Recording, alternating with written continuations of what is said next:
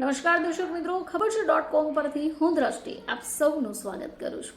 દર્શક મિત્રો, આપણામાંથી કેટલાય લોકો એવા હશે કે જેમને રોજ કંઈક અલગ ખાવાનું જોઈએ, કંઈક નવી નવી રેસીપીને ટ્રાય કરવું જોઈએ. હવે દરરોજ ન શક્ય બને તો કાંઈ નહીં, પરંતુ અઠવાડિયે એકવાર અથવા અમુક દિવસ થાય એટલે એકાદ દિવસ તો એવી રેસીપીને ટ્રાય કરી જ લે કે જેથી તેમને સંતોષ થઈ જાય.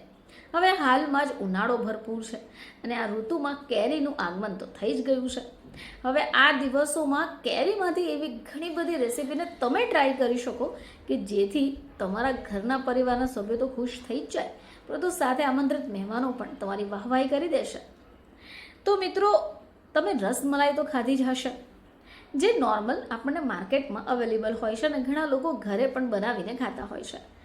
પરંતુ આ રસમલાઈમાં જો થોડું ટ્વિસ્ટ આપો છો તો આ રસમલાઈની ડિશ ખૂબ ફેવરેટ થઈ જશે.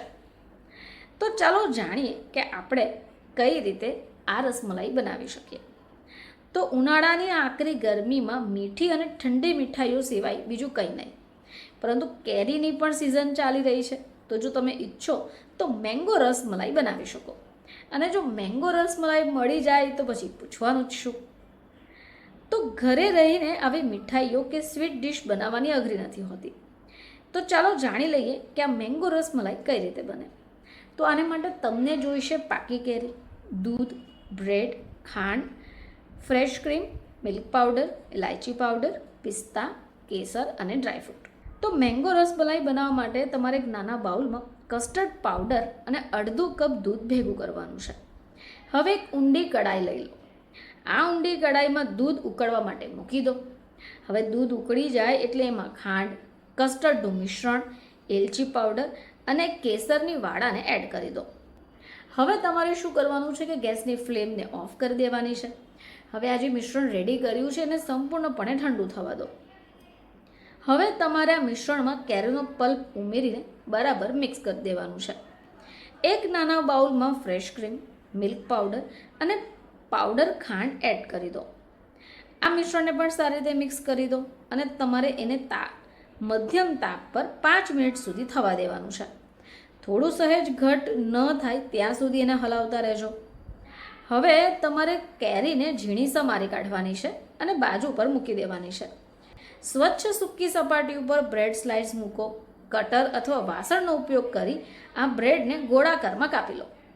હવે તમારે આવા બ્રેડના ગોળાકાર કાપવાના છે અને સ્વચ્છ સૂકી સપાટી પર 2 બ્રેડ ગોળાકાર મૂકી એક બ્રેડ ગોળાકાર પર 1 ચમચી મલાઈ મિશ્રણ લગાવવાનું છે અને બીજા બ્રેડનો ગોળાકારનો ઉપયોગ કરી તેને સેન્ડવિચ ટાઈપમાં બંધ કરી દેવાનું છે.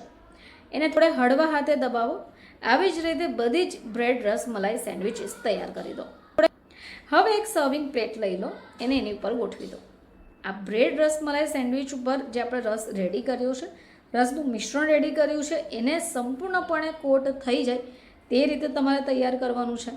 હવે તમારે ગાર્નિશિંગ માટે બદામની કતરણ, પિસ્તાની કતરણ અથવા સમારેલી કેરી વડે કેરીની મદદ લઈ લો.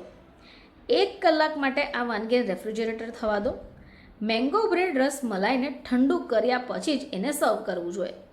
મિત્રો, આ રીતે જો તમે આ રેસીપીને ટ્રાય કરશો તો ચોક્કસપણે તમારા ઘરના સભ્યો હોંશે હોંશે ખાઈ લેશે અને તમારા વખાણ પણ કરશે. ફરીથી તમારી સમક્ષ હાજર થઈશું. ત્યાં સુધી જોતા રહેજો ખબર છે .com.